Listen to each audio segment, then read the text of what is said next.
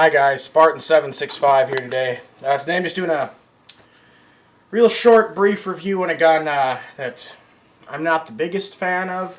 But it's a gun I got is pretty much a non-functioning gun. And that gun is the Bersa Firestorm 22 long rifle. Now, right off the bat, I'm gonna just put it out there. I'm not the biggest fan of Bersa.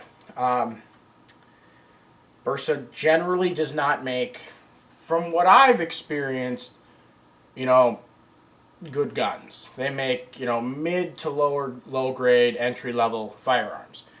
And, that's fine for someone who's gonna, maybe carry a gun and then shoot it maybe 100 rounds through it, or I don't know. I'm just not the biggest fan of them.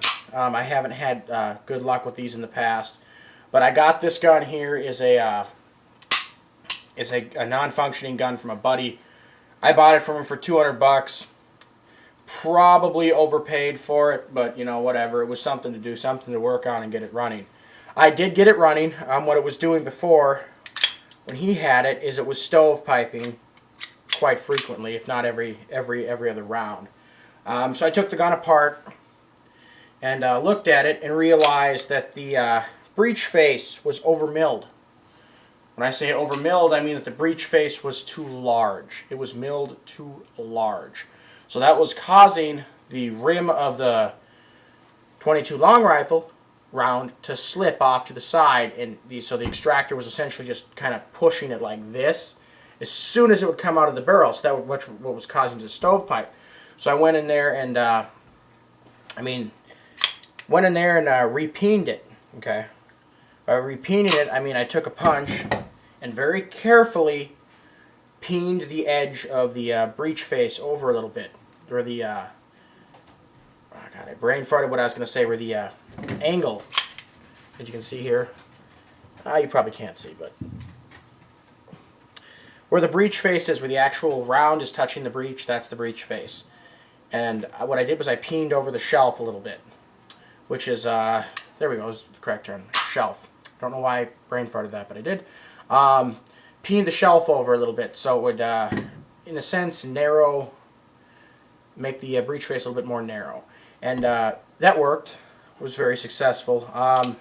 Took the gun out to the range later that week and had no issues with the gun whatsoever. She functioned perfectly fine. But that's just one of these things is when you get a gun, he did not have a very high round count through this gun. I could tell, just when I got the gun, that it really hadn't been fired all that much. Everything inside was pretty clean. So it's not like the gun was worn out or anything like that.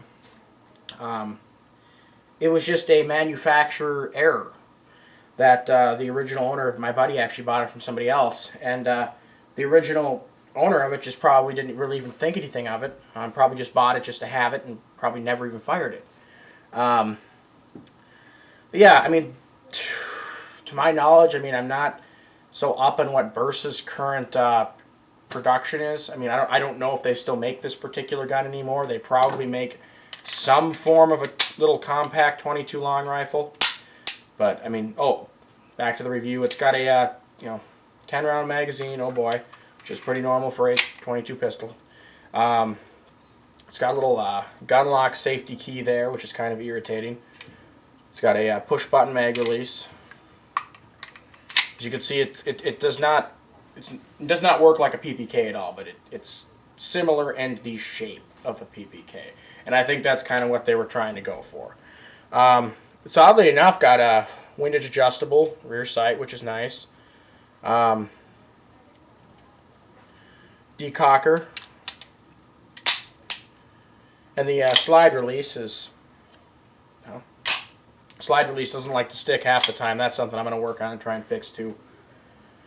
But overall, if you can get one of these for pretty cheap, like we're talking under 100 bucks, go ahead and buy it. I probably just got one that was lemon, but from my previous experience with Bersa, nothing they've made too far has impressed me. I wasn't like, oh wow, I was actually more impressed with my High Point 45 than the Bersa. But any comments, questions, send me a message, Spartan765.